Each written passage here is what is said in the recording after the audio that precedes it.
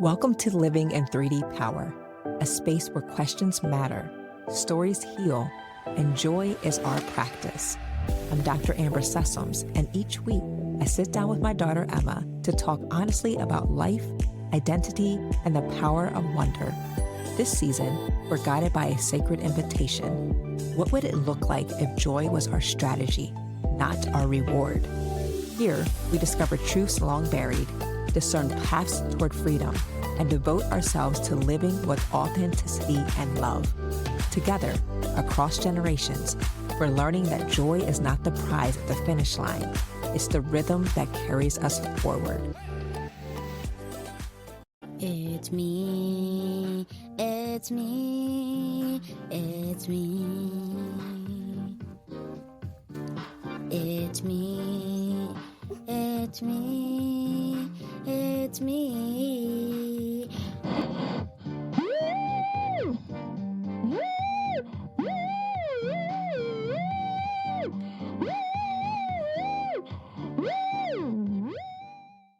Hey, it's me, Emma Marie Sessoms. Welcome back to Living in 3D Power, and today we are going to be talking about our names. Since you guys loved the video about how I got my name. Your face, if y'all can't see her face. They love it so much, Emma. So I took a short clip of that where you asked Graham about being there at your birth and how surprised she was learning at your birth that your name was Emma. And it has over 20,000 views and over 2,000 likes since we posted it on Wednesday. So there's something about that I've been reflecting on. It's bringing up emotions for people. Some people have been saying things like, oh my gosh, I was named after my grandmother, or I named my baby girl after my grandmother, or before she passed, so she died 4 months after, or my grandmother has since passed, but I hope she knows I'm naming my baby I'm carrying after her. So it's been really sweet to see people's responses, even to you and Graham's interactions. People have been saying, I'm tearing up thinking about my grandma. So there's something really special about a bond with your grandmother. And I think it makes it even more special because they're really attached to the story. And you gave your whole name, Emma Marie Sessoms. So you want to tell them where you got that whole name from. If they missed the last episode, go back and watch that one for sure. But Emma Marie Sessoms. So I got Emma from my great grandma. I got Marie from She's also your great grandma, Daddy's grandma.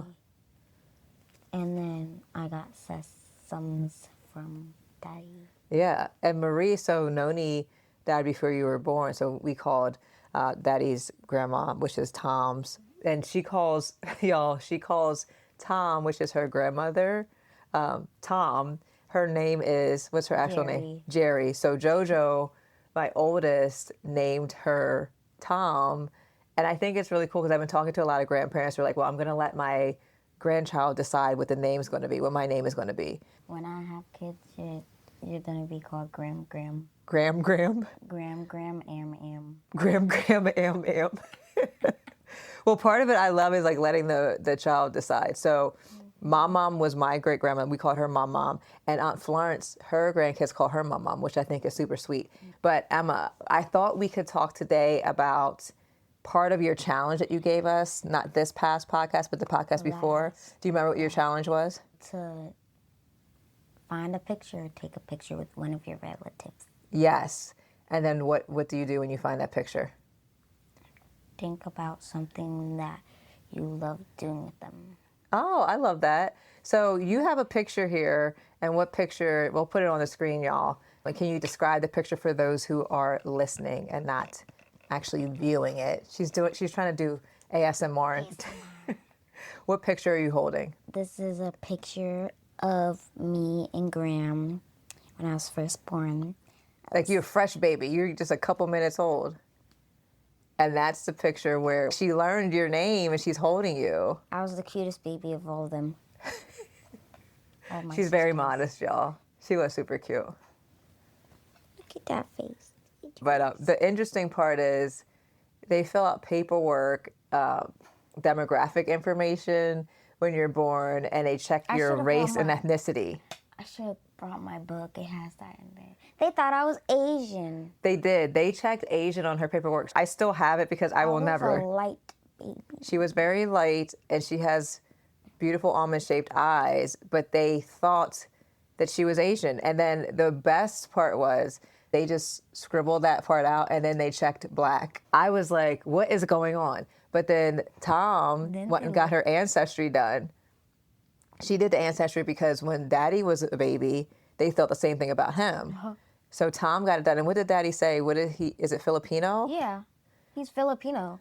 He's 15%. I don't think it's 15%. He said 5 or like 15. Maybe 5. So yes, you and Daddy have very similar eyes, and I think that is definitely why they thought you were Asian. And then they were like, "Oops, let me check that." I don't know what made them change that without having any conversation with us, but nonetheless, that was really interesting. But the only thing I want to correct is when Graham was talking with you about the name story, she said that Daddy and I kept the secret to ourselves about if you were a boy or a girl, and we didn't even know. We didn't want to know at all. So no one in the family knew what you were going to be until you were actually born, because you were going to possibly be the third girl, and your dad was like, oh my gosh, if it's another girl. So we just were like, once you see the baby, you can't be like, oh no. So we didn't know until you were born. And then what happened was prior to, I think I was in triage, and I think Graham asked us what the names were going to be. And your dad gave away the secret, but she doesn't remember that part, which I think is good. And she said she thought we were joking. But a really beautiful part is that Graham was there for each of my girls' births. And the other awesome part is she was there when I was born. So I have the picture, and I'll flash it on the screen, but you can see, because I was born in 81, but you can see the picture of me and my really round, chubby face, and Graham right there. So I just think it's such a beautiful legacy that she has been there to witness my birth and all of my girls' births, and then to capstone it with you being named after her. But again, it was just really moving for people to think about their grandmas and be like, oh my gosh, I named my baby after that, or I'm named after my aunts and my uncle and all those things. And then my friend Nicole said she calls Graham Emma Senior.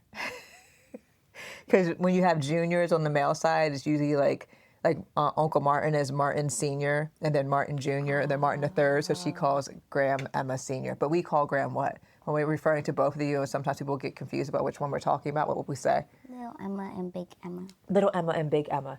Yes. So we thought too. I'm the Big Emma, obviously. Right. Definitely. Why are you the Big Emma? I have a big personality. Actually, you took the words right out of my mouth. This is very true. Big personality. Now you took it a little too far. You were like, big personality. Exhibit A, y'all. You see? The actor in the family. So we also looked up what your name means. What does your name mean?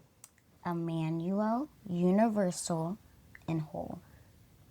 I love that. What do you think about those 3 things being part of your name? I like them. What do you like about them? Universal. Universal? Galaxy. Oh, yeah, that's cool. That's a nice way to think about it. Universal galaxy. What about whole? Whole Does that make sense? Whole personality. When I think of whole, so I talk a lot about, in my work, wholeness. And wholeness really means that you're mind, body, and spirit. That you're authentically who you are, that you're attuned to yourself, that you're aligning yourself with your values. I am. Yes. So we talk about that on the first season. We really talked about values. So that you're whole. And then what's the other part? Emmanuel. Emmanuel. So what is that? It means God is, I forget. So Emmanuel, God with us? Yeah. So Jesus, another name for Jesus. That's the one I didn't ever know. I never knew that that was your name. It makes sense now. It's like a shortened version of it. M-M-A. So, y'all new listeners, my name is Amber, and Emma looked up what my name means, and it's Arabic for it's Anbar, And it's interesting that I have friends from other countries, they will say ambar when they say my name. It sounds kind of like that. I think that's the way they say my name. So it's a perfume substance. She loves amber scented things. And You're right. Anything that has an amber scent in it, please. That's The candle. Candles, she has a ton of them. And If it says amber, I'm buying it. especially with Palo Santo. Come on, Palo Santo and amber together is a combination. That's a She favorite. has a perfume with Palo Santo. And then she has this big candle of, it's like a It's Palo How We Santo. Heal by Alex And it's Al. like this big. It's giant. Yes, Alex Al, who is an awesome poet, all the things. Follow her on Instagram. I'll link her in the, not bio, Lord, I'll link her in the, it's called Story Notes or something like that. I can't even think what it's called. Caption. I don't know. Caption. But it's something like that, but my brain is not working right now. Brain fart. Brain fart. Yeah, so she has a candle, and we must have a similar love for Palo Santo because she put Palo Santo in her candle and in her perfume. Too many things with Palo Santo and amber. Never enough. But anyway, we'll talk about this a little bit later. But so yes, my name means that, but it also is that resin. So it makes me think of Jurassic Park. Remember he had the walking stick and it was the amber with the insect inside of it? I was like, that's all my name means. It's a resin. It means the sky. Yes. But also I think of I like mustard jello. So I like that kind of tone. So amber tones, amber scents. But that's all I got. So I thought. Yesterday, you were sad because you broke your heel that was mustard jello. Listen, You were like- do you know how hard it is to find mustard jello or a deep yellow color, especially in this season? Because the fashion industry decides what colors are popular for the season. So it's really hard when I have a color that I like, that I can't find it because it's no longer the color right now. And it's a particular shade of yellow. It's not bright yellow, night yellow. One has amber. One has like the Mustard jello? mustard jello been a color that Probably. fashion. You're a hater. It was a color probably. 80s? No, it was 90s? recent because I have that mustard jello suit. At first, it started out with yellow, and then it moved to a deep yellow mustard yellow, and now I can't find it. Not anymore. Listen, but I still love it. I'm not gonna let people in fashion industry dictate my color. I'm a fashionista. Yes, you know. And I don't think mustard yellow looks good.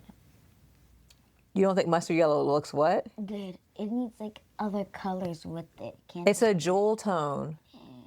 So you mix other jewel tones with it. Mustard yellow looks great on my brown skin. It does. It's beautiful. It looks so good on me. At any rate, she's a hater. We're going to rock. I'm going to keep rocking mustard yellow. So any of y'all know any mustard yellow shoes out there?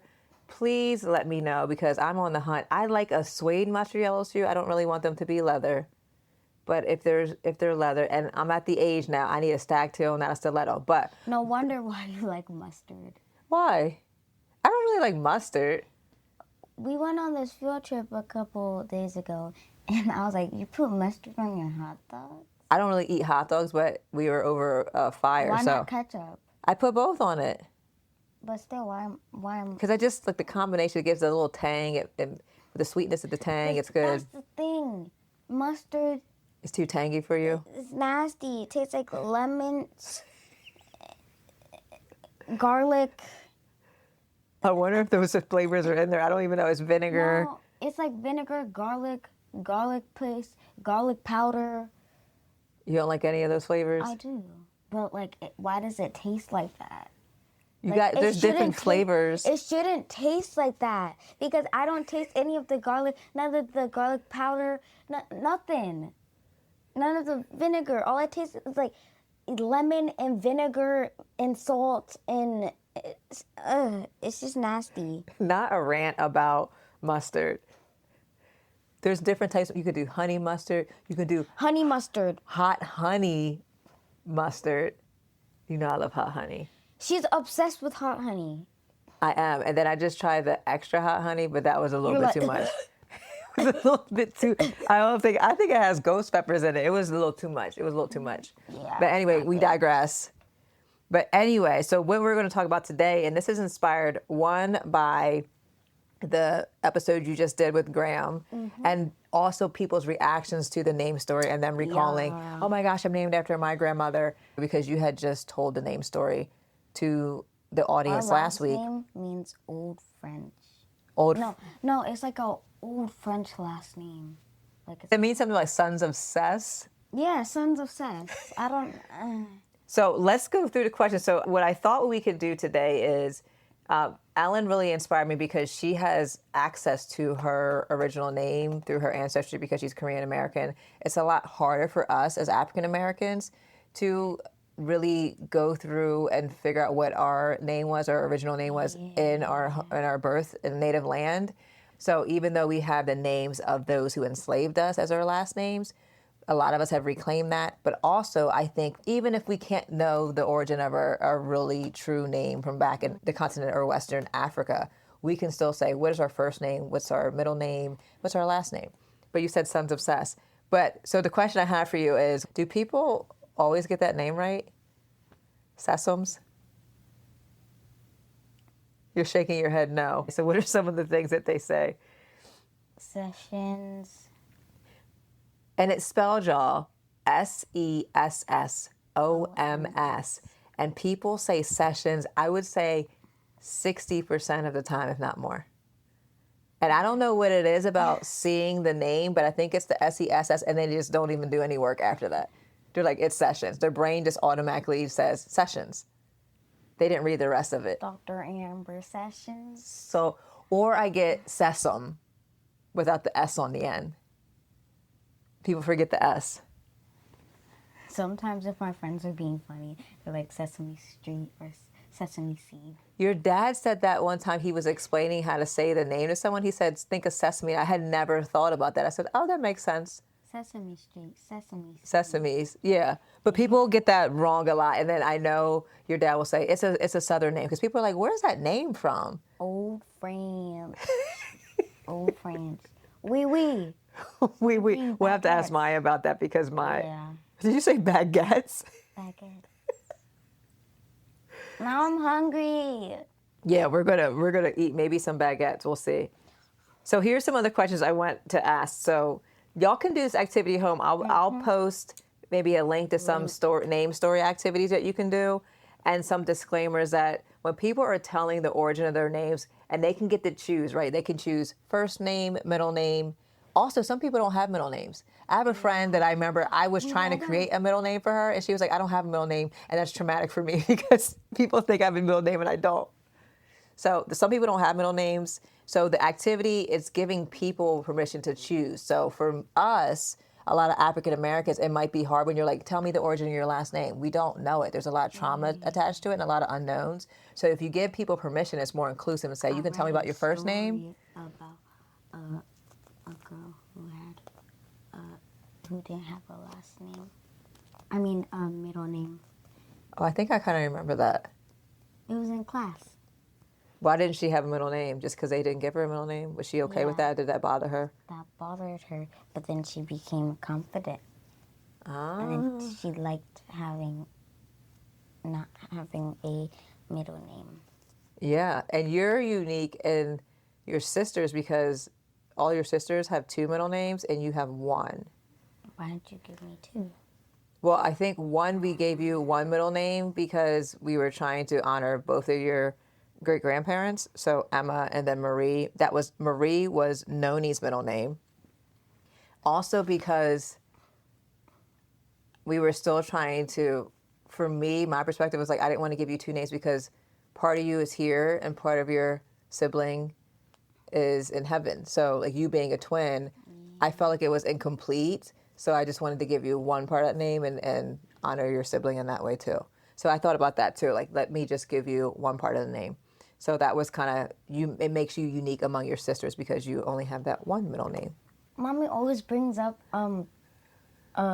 if you ever watch Proud Family, you know that one episode when they were doing swimming lessons and then La Cienega took off her shoes?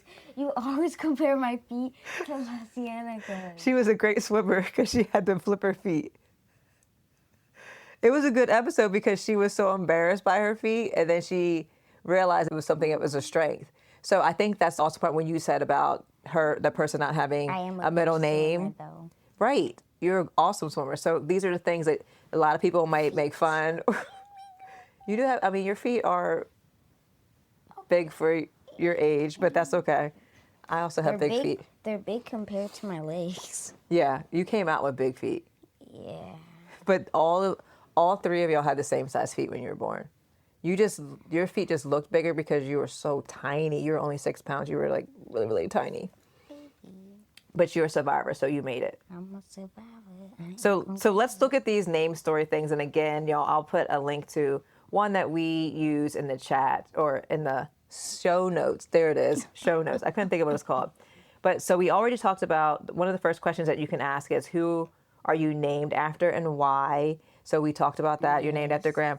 I don't actually know the origin of my name. I just think that my bio mom liked the name because the 80s was a very popular name. So usually you can tell if you find people around the same age as you, it's a generational thing.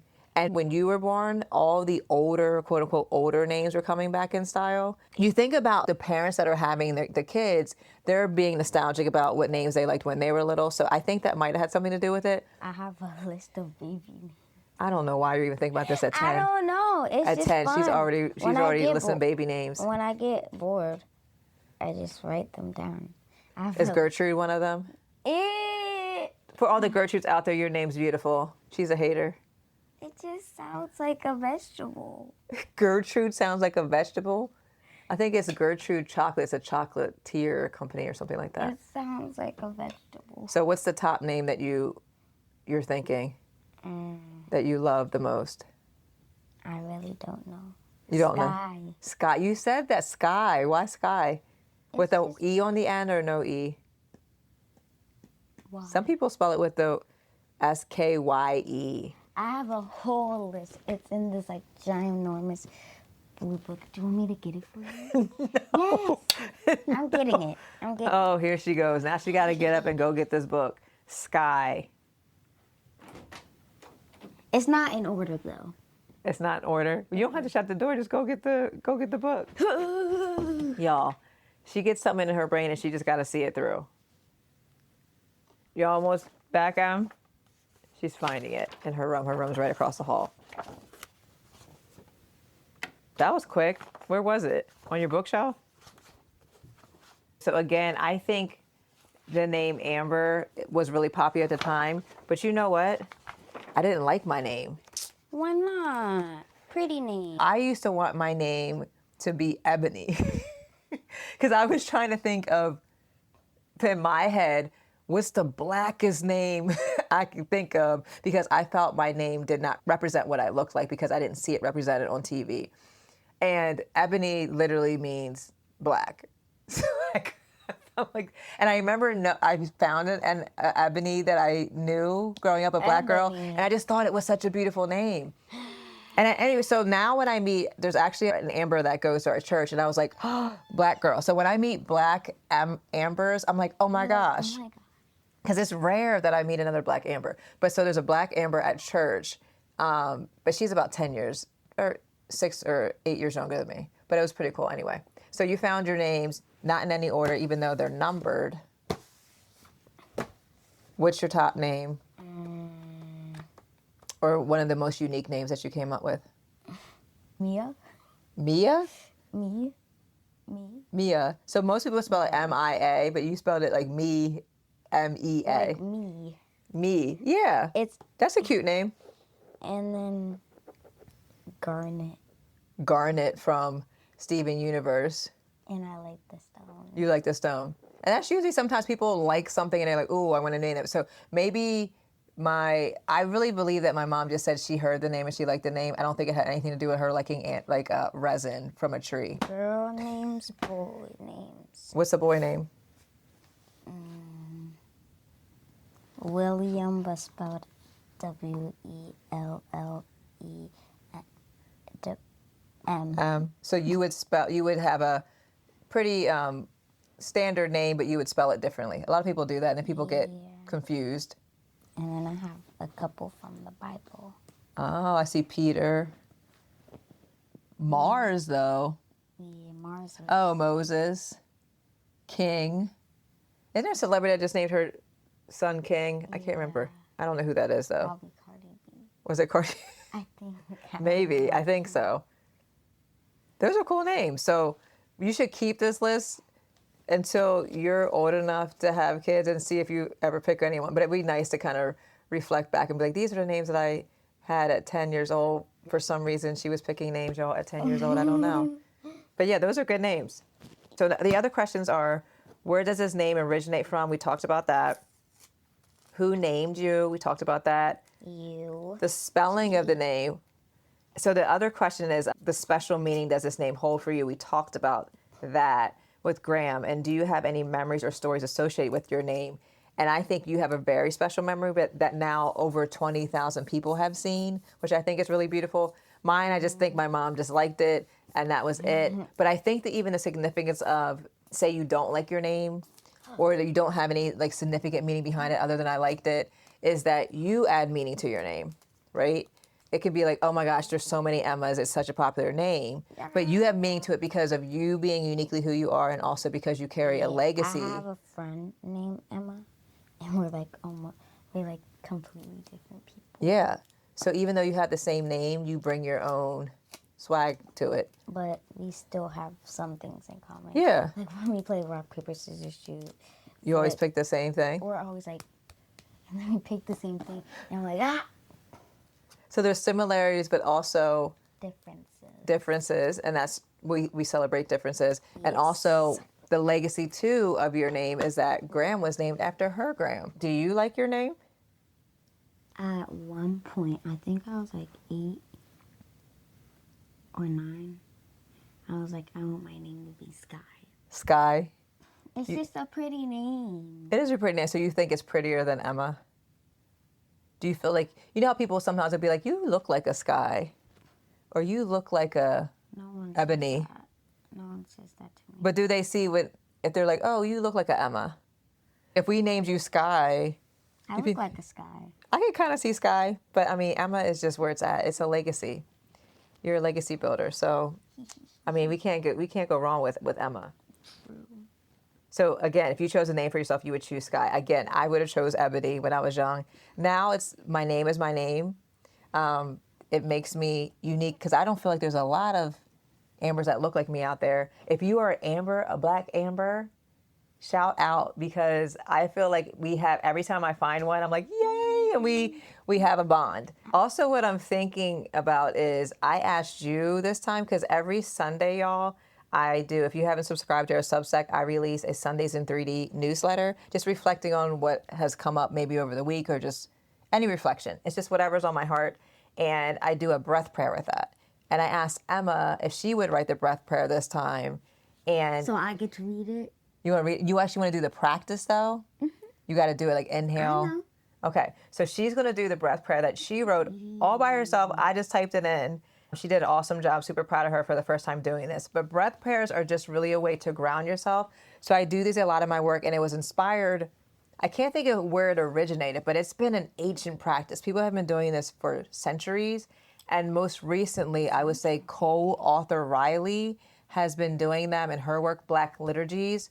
And that's an awesome book. So if you don't follow her, I'll put her link in the show notes as well. So what I asked of Emma was, on the first stanza, I kind of do my framework, my 3D Power Tools framework, and the first part of this is discovery, so self-discovery. So I just asked her to think about discovering yourself and what that means in your name story. And so she did on the inhale, my name is unique.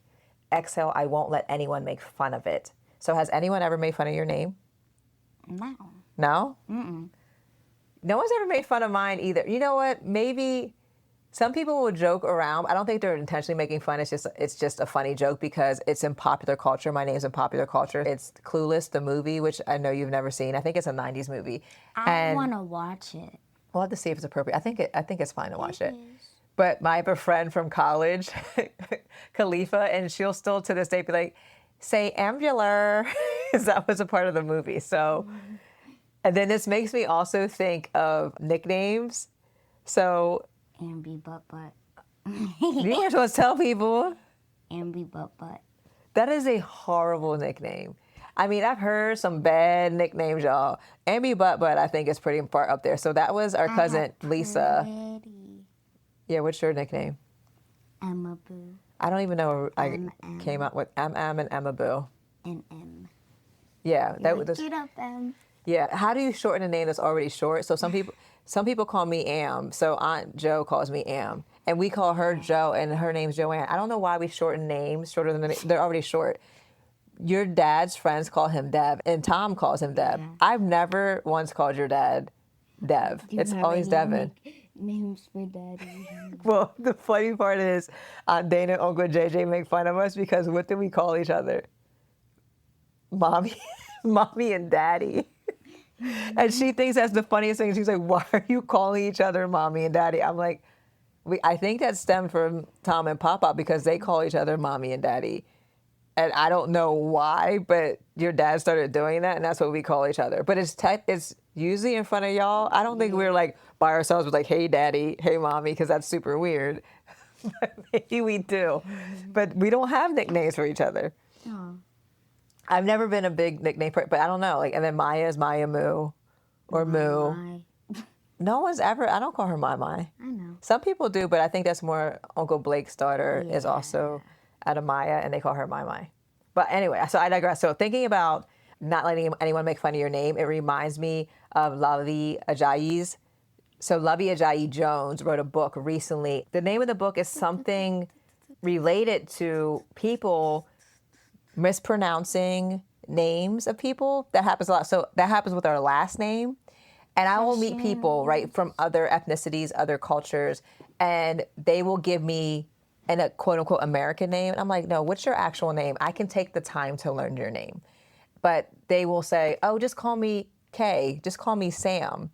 And I'm like, but you have a beautiful name and it has an origin story. But you will find people, because they deal with so many people making fun of them or mispronouncing their name or sick of correcting them, they're putting people's comfort before their own honoring their name. So I think it's really important to get people's names right. And you can spell it out phonetically, meaning, so you can see here how she spells her name out with the hyphens. That helps people to be able to say it phonetically, to get it right. And practice and rehearse that so you know people's names. I think it's really important. So I always honor that in people. So when you said that, it made me curious. Ajayi. Ajayi. So I'll also link that book because I think it's important for kids to honor their names, or where they meet their classmates that might have a quote unquote unique name, that they learn to honor their actual name. I think it's really important. I don't like to call people by like their shorter names. That's why I call my friend Isabella instead of Bella. Yeah.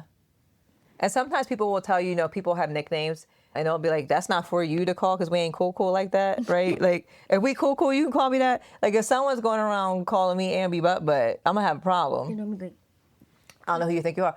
Y'all better never, ever call me that. The Emma put my whole nickname. She put my whole nickname out into the internets. Jeez. And now we got Graham's name, because what was hers? Pinoche. She left out olive oil. They used to call her olive oil from Popeyes because she was really skinny. Graham's still really thin, but yes. So the other part, your second stanza, was more related to the framework of thinking about reclaiming and your strengths and your values. And so what you said was, my name is a part of me. It is my legacy, which I loved that part. And then the last part is really talking about how are you going to continue on? What is your legacy going to be in action and in community? And you said, my name means whole. Let it be honored for generations.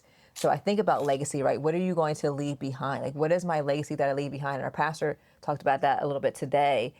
And Emily. And legacy, right? So we think about Maya Angelou. He was quoting her and saying, when you transition on, it's not about what you did for people. It's about how you made them feel. So what do you leave on? And also, he was talking about music, like timeless music. So Michael Jackson, Janet Jackson, like Frankie Beverly and Maze, all these songs that you put that Temptations, you put that music on today, it's still going to be a hit because it's timeless music. And you think about those little one-hit wonders, it's not timeless music. So you want your legacy to be timeless.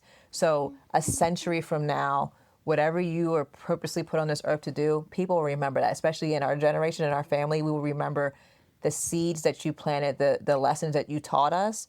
Is hopeful that the generations will continue that on. So you're planting a seed that the next generation will come in and be able to get the fruits of that. So that's the goal. So I'm hoping I'm planting seeds that then you will help to flourish and nurture. And it's going to be using your hands, because she makes fun of me, but watch, when you're my age, you're going to be using your hands a lot too. Watch. You'll be like, when you're old, you'll be like, Mom used to use her hands a lot. And then you'll start doing it. You kids better stop with all that noise you're making. Like I'm conducting a choir or an orchestra. So on that note, I think your breath prayer is beautiful, and it's titled Breath Prayer for Honoring Your Name Story. So on the inhale, you repeat something, and on the exhale, so you hold it on the inhale. On the exhale, you just release that long extended release as Emma's reading it. And it's just a way to ground yourself and come back to being. So Emma's going to... Make sure you do it. You can do this. We invite you to do it with us right now. Maybe we'll add some music to it.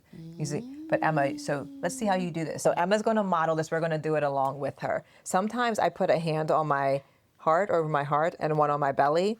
I just put it on my belly. Yeah, so you want to feel that on the inhale, go in. On the exhale, come back out. But it just grounds you and brings you back into your body. Makes you feel more present and grounded. I wrote this all by myself. You did all by yourself? I'm so proud. Okay, so we'll let you guide our practice. Inhale, my name is unique. Exhale, I won't let anyone make fun of it. Inhale, my name is a part of me. Exhale, it is my legacy. Inhale, my name means whole. Exhale, let it be honored for generations. Emma, I think that is so beautiful. So what I hope, y'all, you can come back and visit that over and over again. I'll put that in the show notes as well. If you subscribe to our Substack, you'll get those breath prayers every week. You'll also get them from our Instagram page. I hope just even you doing that short breath prayer, sometimes I extend mine a little bit longer and do it a little bit slower, because what happens is your heart rate will decrease.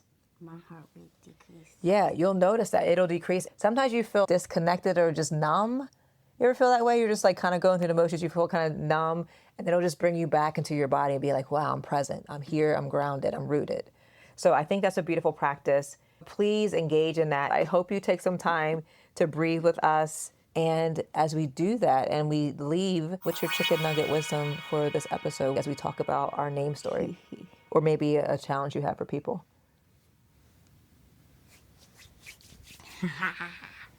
Okay, so I have two things. I have a challenge and I have my chicken nugget wisdom. I'm gonna start with my challenge. Okay. So you need to find the meaning of your name. Find the meaning of it. I think that's really important. Mm-hmm.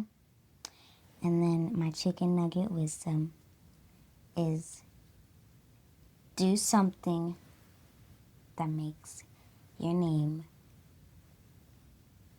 and a legacy.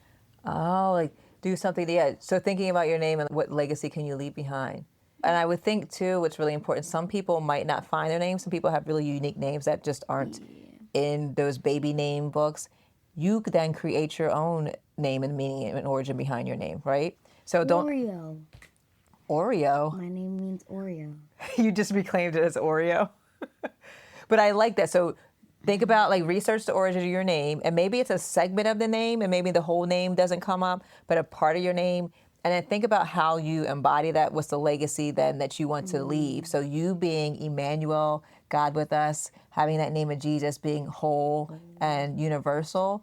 How do you show up like that every day? Because sometimes I believe that people name you and it's a prayer over you. So when you are named, a lot of people put reverence over that. So naming you that name, having a legacy of Graham and her grandmother on you, what does that mean for you and your legacy, and how do you carry that forward? I think it's beautiful. And me being the color of amber that I love so much. And the sky. The sky. So every time I see an amber sky, I'll think that God same created that sun. beautiful sun, that beautiful sky, and he also created me, and I am good because I was created in the image and likeness. So I think that's beautiful, Emma. That's the challenge.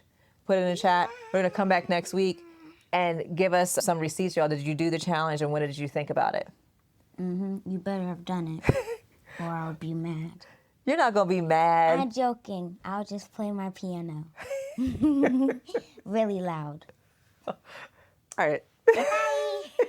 Bye, y'all. I'm so glad you joined me and Mommy for this episode of Living in 3D Power. I hope you like it. Now do me a favor before you leave. Subscribe to our Substack and make sure you subscribe to wherever you listen to podcasts too. And hey, do me another favor. Share this episode with a friend or family member. If something we said made you laugh, made you smile, or it might mean something to them, just send it away. Okay, one more favor. That's a lot of favors, I know. Head over to the comments on our social media. Tell us what made you say, "That's deep, bro." Because your words encourage other people and they encourage us too. See you next time.